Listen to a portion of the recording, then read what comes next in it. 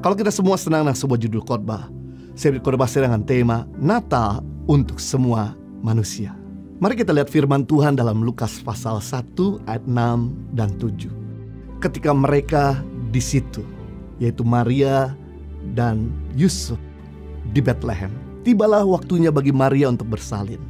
Dan ia melahirkan seorang anak laki-laki, anak yang sulung, lalu dibungkusnya dengan lampin dan dibaringkannya ke dalam palungan, karena tidak ada tempat bagi mereka di rumah penginapan. Pada waktu Maria sedang hamil tua baby Yesus, Kaisar Agustus mengeluarkan suatu perintah kepada seluruh warganya untuk melakukan pendaftaran ulang sensus kependudukan di kota asal. Sebenarnya Maria yang tinggal di Nazaret pengen sekali melahirkan di Nazaret, dekat dengan keluarganya. Namun karena perintah Kaisar Agustus membuat Yusuf dan Maria tidak punya pilihan, harus berangkat dari kotanya di Nazaret menuju kota kelahiran Yusuf di Bethlehem. Tujuannya supaya genap firman Tuhan lewat nubuatan Nabi Milka dalam Mika pasal 5 ayat 1, bahwa Mesias harus lahir di Bethlehem Efrata, tempat kelahiran Raja Daud. Kita bisa melihat di sini bahwa manusia bisa memiliki rencana yang baik dengan semua kalkulasi di dalam otaknya. Tapi Tuhanlah yang menentukan yang terbaik bagi kita sebagai ciptaannya. Yusuf dan Maria belajar taat kepada pemerintah untuk berangkat dari Nazaret ke Bethlehem. Perjalanan yang cukup panjang, 120 km dari daerah Galilea di utara menuju ke daerah selatan di Yudea. Bukan dengan kendaraan bermotor, tapi harus mengenakan keledai yang tentu tidak nyaman bagi seorang wanita yang sedang hamil. Siang kepanasan, malam kedinginan. Baru saja tiba di Bethlehem, saatnya bagi Maria untuk melahirkan, saatnya Maria untuk bersalin. Tapi sayang, semua tempat penginapan penuh, karena semua orang pada waktu itu harus mudik untuk melakukan sensus kependudukan. Dan tidak ada bagi Maria pilihan selain dia harus melahirkan baby Yesus di kandang domba. Wow, kenapa Yesus tidak dilahirkan di tempat penginapan? Kenapa Yesus tidak dilahirkan di tempat terhormat? Kenapa Yesus harus dilahirkan di kandang yang hina? Jawaban sederhana, supaya orang yang merasa paling hina tetap dapat berjumpa dengan Yesus. Saya senang Yesus tidak lahir di istana. Kalau Yesus lahir di istana, cuma orang-orang high class, middle up, orang-orang maju saja yang bisa mengunjungi Yesus. Sedangkan orang-orang low class gak akan bisa ketemu sama Yesus di istana. Siapa yang berani untuk masuk istana? Tapi karena Yesus lahir di kandang domba yang hina, siapa saja bisa berjumpa dengan Yesus. Baik para gembala di padang maupun orang majus, baik orang miskin maupun orang kaya, baik orang suci maupun orang berdosa, baik orang intelektual maupun orang yang tidak berintelektual, baik orang gagal maupun orang sukses, baik orang yang jahat maupun orang yang baik, bisa berjumpa kepada Yesus. Jadi kita bisa melihat tujuan Yesus lahir di Bethlehem, di kandang yang hina, di tempat yang gak layak, agar semua orang yang tidak layak sekalipun bisa ketemu dengan Yesus. Inilah Natal untuk semua manusia. Yesus pernah berkata dalam Matius pasal 11 ayat 28, "Mari datang kepadaku, semua yang letih lesu dan beban berat, aku akan memberikan kelegaan kepadamu." Luar biasa. Yesus menawarkan sebuah undangan kepada semua orang yang letih lesu. Orang letih lesu biasanya karena dosa, dan beban berat. Orang beban berat karena masalah yang menumpuk, untuk datang kepada Dia. At any time, 24 jam 7 hari. Dia siap melayani kita kapan saja dan di mana saja. Untuk janjian sama dokter spesialis aja butuh waktu. Saya pernah tinggal di Australia, untuk janjian sama dokter spesialis butuh waktu 6 bulan. Untuk janjian menjadwal pendeta butuh waktu 1 tahun sampai 2 tahun. Tapi yang menarik, untuk ketemu sama Yesus tidak perlu sampai nunggu besok. Hari ini kita panggil Dia, Dia dengarkan. Sekarang saya mau tanya, rumah sakit mana yang siap melayani pasien 24 jam secara cuma-cuma? Rumah makan mana yang siap melayani pelanggan 24 jam secara cuma-cuma? Hanya Yesus yang siap melayani kita 24 jam, 7 hari secara cuma-cuma dan selalu available buat kita. Jadi bagi saudara yang saat ini mungkin udah terlalu dalam jatuh di dalam lumpur dosa, Yang Anda perlu lakukan adalah jangan merasa Anda hina, jangan merasa Anda gak layak. Selama Anda masih punya niat untuk kembali kepada Tuhan, Dia pasti akan menerima kita dan memulihkan kita. Daud yang sudah jatuh dalam dosa, melakukan pembunuhan berencana dan mengambil istrinya. Waktu dia kembali sama Tuhan, Tuhan menerima. Bahkan dari Daud lahirlah Sang Juru Selamat. Lukas pasal 15 ayat 11-31 diceritakan anak bungsu yang hilang. Ketika dia habis minta warisan dari ayahnya, kemudian dia pergi jauh dari hadapan ayahnya di negeri yang asing, dan dia melakukan pesta pora, hidup dalam lumpur dosa. Begitu hartanya habis, dia harus bekerja di peternakan babi, harus kasih makan babi, mengurus babi, membersihkan babi, sampai untuk makan aja dia gak punya uang. Dan ketika dia kasih makan babi, dia ikut ngiler, dan dia ambil ampas itu untuk dia makan. Majikannya melihat langsung marah. Dalam keadaan sedih, dalam keadaan compang-camping, dalam keadaan bau, dia merenung, di rumah ayahku para pegawai hidup layak, tidur dalam keadaan perut kenyang, sedangkan aku di sini tidur dalam keadaan perut lapar. Aku telah berdosa di hadapan Bapa. Lebih baik aku kembali ke rumah ayahku, sekalipun aku tidak lagi dianggap anak, cuman dijadikan pegawai, tapi hidupku jauh lebih layak. Begitu dalam dia jatuh dalam dosa, begitu durhaka dia mengambil warisan dari ayahnya, yang ayahnya sendiri belum meninggal, ayahnya masih hidup. Tapi dia mengambil keputusan dan dia punya iman, dia punya niat untuk kembali ke rumah ayahnya. Begitu dia kembali, yang menarik, firman Tuhan berkata ayahnya begitu lihat dari jauh, dia lari dan memeluk anak ini. Anak ini berteriak, "Bapa, aku telah berdosa di hadapan Engkau. Aku gak layak." Ayahnya peluk sambil menangis, "Aku senang kau kembali." Diciumnya, digantikan dengan jubah yang terbaik, sepatu terbaik, cincin terbaik, dibikinkan pesta makan dan minum. Satu gambaran kasih Tuhan yang tidak pernah ada batasnya untuk kita semua. Itu sebabnya Yesus lahir di kandang domba, tempat yang paling hina, agar Anda yang merasa tidak layak, Anda ada di hati Tuhan Yesus. Mungkin Anda dalam keadaan kesusahan, dalam keuangan, hidup pas-pasan, tidak ada orang yang memperhatikan. Saya beritahu, Tuhan kita adalah Tuhan yang penuh kasih sayang. Dia adalah Tuhan yang sanggup melakukan mujizat. 5 roti 2 ekor ikan bisa memberi makan 5.000 orang. Tuhan yang sama dengan keterbatasanmu yang kau miliki. Ketika kau datang sama Tuhan, Dia sanggup untuk menyediakan yang kau perlukan.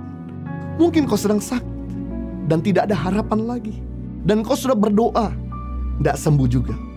Saya beritahu, Tuhan kita adalah Tuhan yang sama, dulu, sekarang, sampai selama-lamanya. Kalau Dia bisa menyembuhkan orang mati bangkit, orang lumpuh berjalan, orang buta melihat, orang tuli mendengar, orang kusta tahir, Tuhan yang sama sanggup juga menyembuhkan kita. Seandainya kita sudah berdoa, Tuhan tidak sembuhkan juga, saya mau katakan, jangan khawatir. Karena Allah turut bekerja dalam segala sesuatu untuk mendatangkan kebaikan bagi mereka yang mengasihi Dia. Seperti Maria, sebetulnya pengen melahirkan di Nazaret, tidak usah capek-capek jalan 120 km kepanasan, hujan, kebasahan, dari Nazaret menuju Yudea, menuju Bethlehem. Sampai di Bethlehem udah capek, nggak ada tempat penginapan, harus tidur di kandang domba, dan bahkan harus melahirkan di sana. Dia bisa aja komplain sama Tuhan, komplain sama suaminya. Tapi ternyata Maria melihat, walaupun dia punya baby Yesus, ada Yesus di dalam dirinya, ternyata semua perencanaan tidak sesuai dengan harapan, bisa berubah. Tapi dia mengerti bahwa Allah turut bekerja dalam segala sesuatu untuk mendatangkan kebaikan. Dan hari ini semua seluruh dunia merayakan kehadiran Yesus di Bethlehem. Bethlehem kota kecil menjadi kota yang namanya dikenal di seluruh dunia. Jadilah orang yang tahan banting. Kalau Anda mau maju harus berjuang. Jangan jadi seperti keramik yang sekali jatuh pecah. Belajar jadi seperti bola. Semakin dibanting dia semakin membal. Kecil dibanting membalik kecil. Gak pernah dibanting, gak pernah membal. Harusnya semakin kita dibanting, semakin kita mengalami masalah yang besar, semakin kita mengalami tekanan yang besar, semakin langsung melambung. Menarik, Roma 8:28, Allah turut bekerja dalam segala sesuatu dan mendatangkan kebaikan. Berarti semakin besarnya masalah, semakin Allah bekerja untuk mendatangkan kebaikan. Yang luar biasa adalah Yusuf mengalami masalah yang begitu besar, di mana dia harus disingkirkan dari kakak-kakaknya, dibuang di sumur yang kering, dijual di pasar budak. Bahkan dia juga difitnah, dituduh menyeleweng sampai dimasukkan dalam penjara. Seperti gak ada harapan. Seperti doanya, mimpinya yang dia dapat 17 tahun yang lalu, 13 tahun yang lalu dari Tuhan, gak datang-datang. Tapi dia tahu Allah turut bekerja dalam segala sesuatu untuk mendatangkan kebaikan. Gak semua doa kita harus dijawab. Kenapa? Karena di balik semua musibah dan bencana yang kita alami, justru kita semakin lihat kebaikan Tuhan. Saya pernah ngalami di mana ketika di dalam penerbangan mau mendarat di kota Hong Kong, di negara Hong Kong, hidung saya flu dan waktu terjadi pressure, tekanan udara, sehingga akhirnya air di hidung saya tersedot ke telinga, mengakibatkan ada air di telinga saya. Dan saya harus melayani di hari Jumat, Sabtu, dan Minggu dalam keadaan bindeng telinga saya. Nggak nyaman. Saya udah coba lompat-lompat, saya coba untuk kasih terapi dengan sinar lampu, tetap tidak sembuh. Kemudian saya kembali ke Jakarta di hari Senin, saya pergi ke dokter THT. Sampai dokter THT, kemudian dokter berkata kamu mesti bedah lokal dan dipasangkan cup. Tapi setelah itu kamu gak bisa berenang. Dan saya punya hobi berenang. Dan saya bilang, saya cobalah pakai terapi sinar radiasi. Dicoba selama 1 bulan dan sembuh juga. Nah saya udah berdoa, Tuhan tolong sembuhkan. Dan akhirnya 1 bulan kemudian karena merasa udah terganggu, saya datang lagi ke dokter THT dan berkata, baik saya siap untuk dibedah lokal. Dan dikasihkan cup di telinga saya. Dan mulai sejak itu pendengaran saya mulai sedikit berkurang. Dan 2 tahun saya gak bisa berenang. Dan dokter berkata setelah 2 tahun kamu kembali lagi. Kita akan lihat apakah cupnya itu udah lepas dan gendang telingamu sudah tersambung kembali. Dan saya datang ke dokter setelah 2 tahun. Dan dia cek, oh betul sudah lepas dan gendang telinga sudah merapat kembali. Dan saya bisa berenang. Senang. Tapi pendengaran saya masih tetap gak setajam dulu. Saya udah berdoa, Tuhan tolong sembuhkan. Tapi nyatanya saya belum terima. Tapi justru lewat ini, kejadian ini, saya semakin kalau ada orang bicara, saya harus perhatikan dengan sungguh-sungguh. Mungkin sebelumnya saya gak kurang perhatikan kalau ada orang bicara. Tapi sejak saya mengalami masalah, ternyata Allah turut bekerja dalam segala sesuatu untuk mendatangkan kebaikan. Dan hari ini saya tetap bisa jadi berkat lewat apa yang saya sharingkan, lewat apa yang saya hidupkan, dan lewat apa yang saya kerjakan.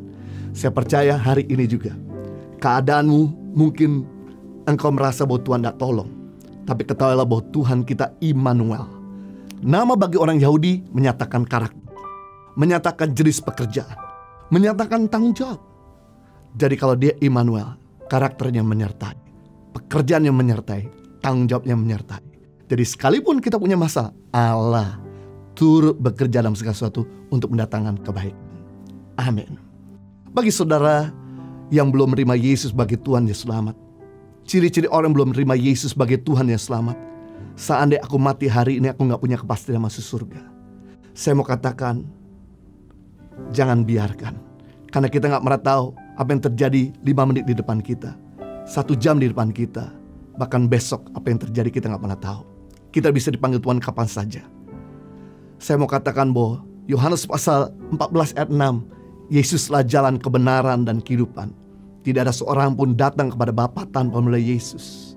Jadi Yesus satu-satunya jalan membawa kita kepada kekekalan. Setiap agama akan dihukum sesuai dengan kitabnya mereka masing-masing. Banyak berbuat baik akan masuk surga. Kalau perbuatan baiknya lebih sedikit, berarti masuk neraka. Kalau dihitung-hitung hidup manusia ini mungkin tidak banyak yang baik. Jadi mustahil untuk bisa masuk surga. Itu sebabnya Yesus datang, lahir di kandang yang hina, agar setiap kita yang percaya kepadanya beroleh kehidupan yang kekal. Atau bagi saudara yang jatuh bangun dalam dosa, saya mau katakan Tuhan Yesus mengasihimu. Dia sanggup untuk menyucikan dosamu sejauh barat dari timur. Selama engkau mau kembali kepada Tuhan, Dia siap terima. Dan bagi saudara yang mau terima kepastian masuk surga, dan bagi saudara yang mau bebas dari dosa-dosa, ikutin doa saya dengan segenap hati, katakan, Tuhan Yesus, aku datang kepadamu sebagai orang yang berdosa. Ampuni aku, basuh aku dengan darah-Mu, bebaskan aku dari segala kejahatan. Aku buka hatiku, mengundang Kau masuk dalam hidupku. Jadilah Tuhan, Raja, Bapa dan Sahabat dalam kehidupanku. Aku percaya mulai hari ini aku jadi ciptaan yang baru. Yang lama sudah berlalu, yang baru sudah datang. Demi nama Tuhan Yesus, kita semua sudah diberkati, sama-sama katakan